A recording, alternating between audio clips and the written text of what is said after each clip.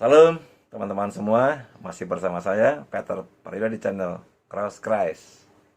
Kita masih dalam pembahasan persahabatan dalam perspektif Alkitab. Dan untuk video kali ini saya hanya akan membacakan firman Tuhan. Kita lihat yang pertama, lebih baik teguran yang nyata-nyata daripada kasih yang tersembunyi. Seorang kawan memukul dengan maksud baik, tetapi seorang lawan mencium secara berlimpah-limpah. Ini seperti Yudas. Yudas itu ditetapkan untuk menjadi anak kebinasaan. Dan dia mencium Tuhan Yesus, tapi dia menyerahkan Yesus untuk ditangkap.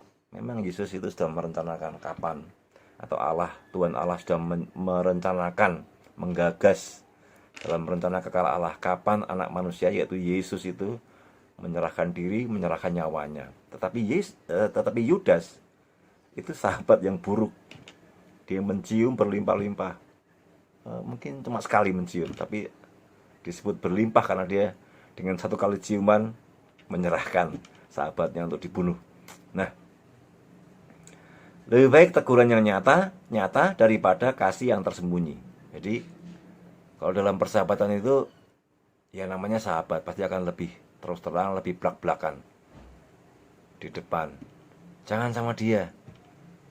Dia itu jahat, dia itu pemain, mempermainkan pertemanan. Itu teman yang menasihati harus dipertimbangkan. Nah, seorang teman sejati itu menusuk kita dari depan. Ini ini seorang pemikir bernama Oscar W. berkata, seorang teman sejati menusuk kita dari depan. Memang lebih baik menusuk dari depan daripada menusuk diam-diam dari belakang. Itu menakutkan.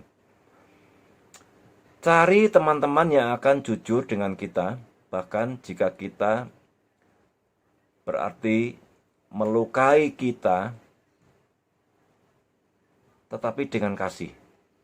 Maksudnya, cari teman-teman yang akan jujur dengan kita, bahkan jika itu harus melukai kita, tetapi atas dasar dan alasan kasih. Itu maksudnya, melukai kita tapi karena mengasihi, melukai kita karena persahabatan, melukai kita mungkin mendengar perkataannya begitu tajam, begitu sakit kita, tetapi itu demi kebaikan, demi kasihnya kepada kita.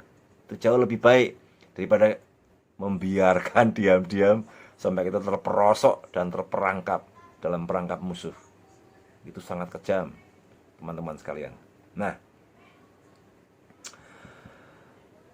tidak ada persahabatan bisa bertahan tanpa ada maaf dan pengampunan. Maka tadi dikatakan, kalau ada kata-kata yang menyakitkan, terimalah.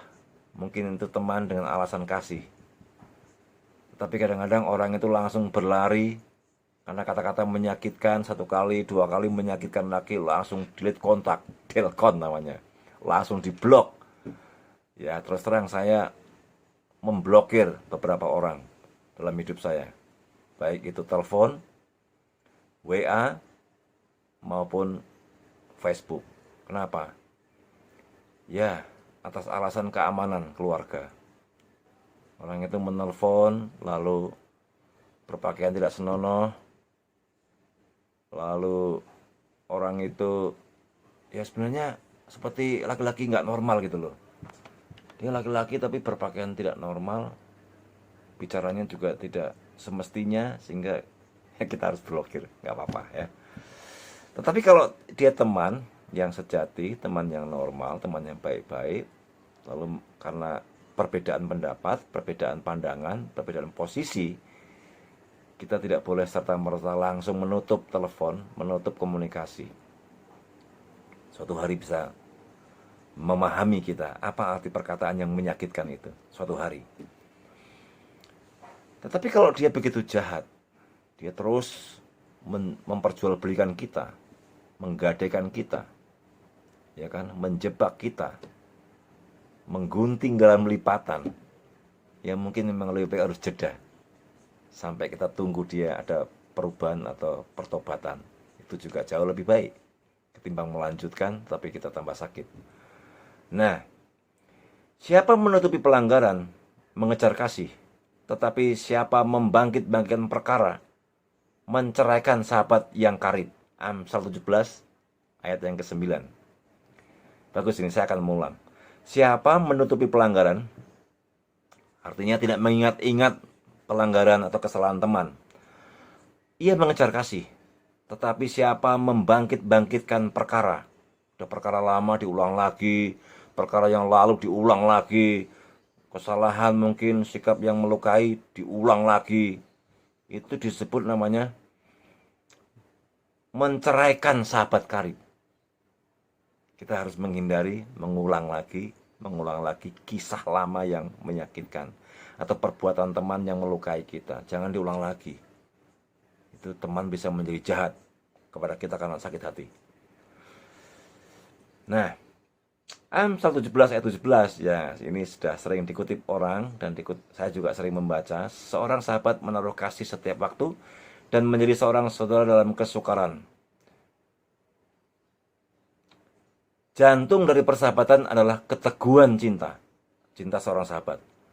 Dan ujian terbesar dari cinta adalah pengorbanan. Cinta seorang sahabat diuji dalam sebuah pengorbanan.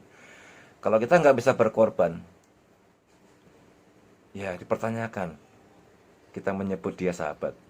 Dipertanyakan kita menyebut diri sahabatnya dia. Suatu hari saya juga akan mendapat ujian dari teman-teman saya. Misalnya teman-teman saya dalam masalah, dalam persoalan, dia minta kita datang. Wah, jauh sekali. Harus 2 kali penerbangan, naik kapal. Wah, itu menjemukan. Itu ujian persahabatan. Yesus turun dari surga ke dunia menjadi sahabat bagi kita, sahabat sejati. Ada lagu yang judulnya What a Friend We Have in Jesus. Diterjemahkan menjadi lagu sahabat sejati. Sahabat sejati Tuhan Yesus. Nah, saudara-saudara, kalau suatu hari teman kita kirim email, kirim pesan kepada kita, begitu penting dan itu sungguh-sungguh setelah kita teliti memang sahabat kita, teman kita, sekalipun jauh, kita harus mengorbankan waktu, kesibukan kita untuk menengok teman kita mungkin yang sedang sakit, yang sedang terpuruk, yang sedang membutuhkan pertolongan. Jangan sayangkan kesempatan untuk menengok atau melawat teman-teman kita. Teman-teman sekalian, sekali lagi saya akan baca. Jantung dari persahabatan adalah keteguhan kasih. Dan ujian terbesar dari kasih seorang sahabat adalah pengorbanan. Tidak ada kasih yang lebih besar daripada kasih seorang yang memberikan nyawanya untuk sahabat-sahabatnya. Yohanes 15 ayat 13. Ini pasti Yesus sendiri. Yesus bisa disebut sebagai sahabat sejati. Memang yang terpenting Yesus adalah Tuhan, tetapi dia juga adalah sahabat sejati. Ketika di dalam dunia ini seseorang menyebut dirinya tidak menemukan sahabat, Yesus sahabat sejati dan bisa melawat kita, bisa memuaskan kita, bisa memeluk kita, bisa memberikan kita perlindungan dan rest atau istirahat. Tuhan berkata, marilah datang kepadaku semua yang letih, lesu dan berbeban berat. Ya, berbeban berat bukan berarti harus karena masalah besar, karena utang banyak, karena rugi bangkrut besar. Mungkin beban berat itu juga sahabat yang meninggalkan, atau sahabat yang berkhianat, sahabat yang menyakiti. Tapi Tuhan datang. Tuhan berkata, marilah kepadaku semua yang letih, lesu, dan berbeban berat. Aku memberikan kelegaan atau istirahat yang damai di dalam tangannya.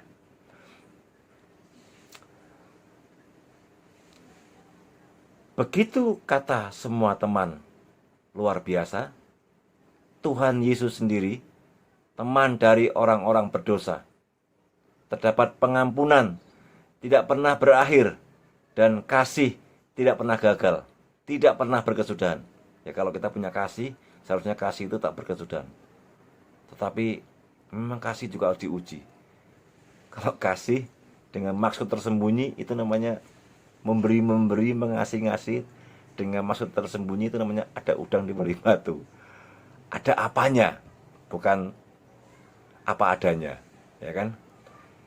Jangan mudah menghapus nama atau mendelete kontak dengan masalah-masalah yang sudah biasa kita hadapi. Nah, teman-teman sekalian, itulah beberapa teks firman Tuhan di mana kita dinasihati, kita harus waspada ketika menjalin pertemanan, persahabatan dengan siapa saja.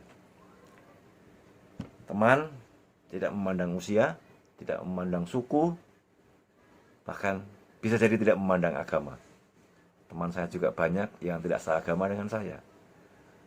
Mereka begitu tulus, mereka begitu setia. Teman-teman sekalian, selamat merenungkan firman Tuhan yang saya bacakan hari ini. Sekali lagi saya akan membaca satu teks yang saya rumuskan sendiri. Tidak ada kasih yang lebih besar daripada kasih seseorang yang memberikan nyawanya untuk sahabat-sahabatnya. Ini luar biasa. Kalau kita mengasihi seseorang, kita memberikan sesuatu, kita memberikan suatu pengorbanan untuk teman-teman kita itu. Jangan lewatkan kesempatan jika kita diberi kesempatan untuk berkorban bagi teman atau sahabat kita. Jangan tunda lagi. Nantikan video saya selanjutnya tentang persahabatan. Tuhan memberkati kita sekalian. Salam.